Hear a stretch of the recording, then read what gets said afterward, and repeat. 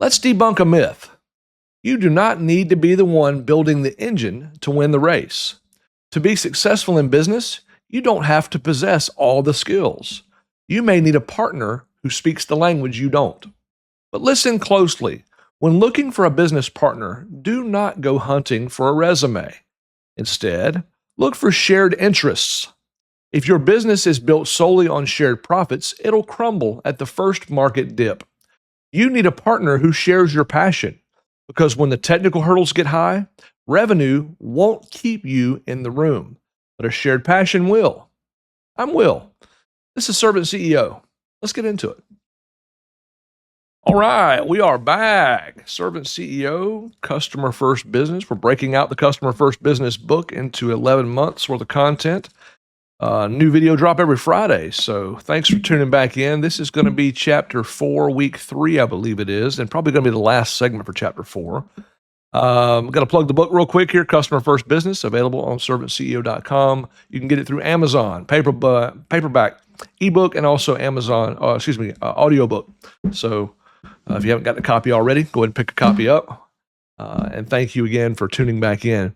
This video, we're going to talk mainly about the idea of partnership, strategic partnership. When I first started Jet Boat Pilot years ago, I had a lot of experience in selling a lot of different things. I had been in power sports, I'd been in automotive, I'd been in real estate, I had been in a lot of varieties of sales, but I had never really been in the manufacturing side, R&D, development, anything to do with mechanical engineering or any of that stuff. Tons of experience in sales, but I had no expertise in building things or solving problems. And so when there came an opportunity to build a business, there was this product that needed to be made and a problem that needed to be solved. I did not possess the ability to bring that product to market. And so I really never thought that I could do what I'm doing today because I didn't have those skills. But I also realized that maybe it would be a great idea to partner with someone who did have those skills, if I could find the right partner. And over the years, that logic has been really instrumental. It's been extremely critical for the success of Jet Boat Pilot. For those of you not familiar, Jet Boat Pilot's a parts and accessories manufacturer. We build boat parts. We specialize in the jet boat sector, but we build boat parts. And when I first got started, I had a friend who was a kind of a shared passion of jet boats. He and I shared a passion with jet boats. He owned Yamaha boats, and I did too. So he and I were friends first, but I also learned that he was an inventor. He was a creator. He was an engineer of sorts. He worked with design and CAD and those things.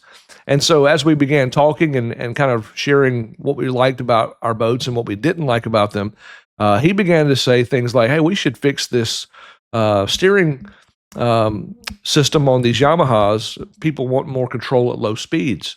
And so I said, well, I don't really know how to do that. But I know the sales part of it, and I think that it would really sell well to fix that, to build that product. He said, well, don't worry about the other part. I can take care of the building the building part and the design part if you'll just take care of the marketing and all the other. And so I did. He and I formed a business together with another business partner that also came on at the time. And as a result of that business arrangement, that partnership, the business grew into something pretty successful. But I want to focus not necessarily on that particular situation or partnership in general. I want to focus on this key element. Finding a partner is a lot like finding a spouse. So don't get weird on me here. Listen to me for a second. When you are in business with someone, their character, their values, their morals, their way of doing things is as important or even more important than their technical skills. So you don't just go looking for a resume, someone that maybe knows how to do what you need done, if you're going to partner with them. When I say partner, I mean somebody who's going to own a portion of the business. You guys are going to have a shared interest in this thing, and its success ultimately is going to depend on the two of you, or even more, in getting it done. Someone that does not have character, someone who's dishonest, someone who does not have the right morals or values or share your passion, Those things are a recipe for disaster and ultimately can do you in. I have heard of horror stories in the past of people who partnered with the wrong person, and either they got their money stolen, or the individual just simply left or was disengaged, did not maybe apply themselves as they should have because there was not maybe the skills necessary or the passion or desire to do the thing. So when you're selecting that partner, it's really critical for you to examine their character, their values, their morals. Are they going to side with you when it's time to make decisions and work alongside with you when the heart going gets tough or when it's difficult? That's super critical. And I want you to consider that and maybe do some study on that.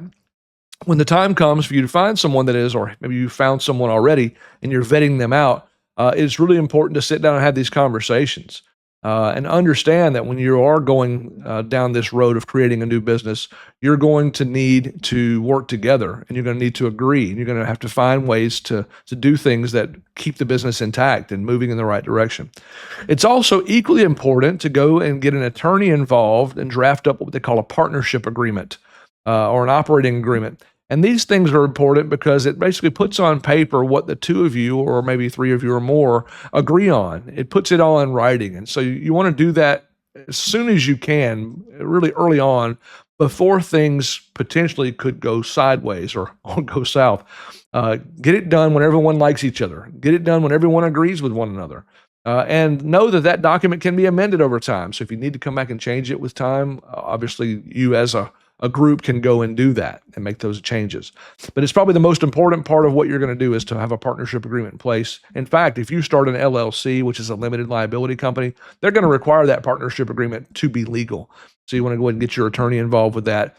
Make sure you go through it with a fine-tooth comb. Make sure you put everything on paper. Use AI if you want to get yourself a template going, but get an attorney involved. Don't trust AI to do all of it. Not very trustworthy, at least in 2026, in my opinion. But it's a good way to get started. All right, well, good. Well, listen, I hope this video has helped you. Again, this is found in the Customer First Business, Chapter 4, talking about this partnership piece. If you've got questions at all about this subject matter, comment below. We'd love to talk with you about those things. If you like what we're doing here, like and subscribe, hit the notification bell. That helps us a ton getting this little baby channel off the ground. And if you like this content, check this one out.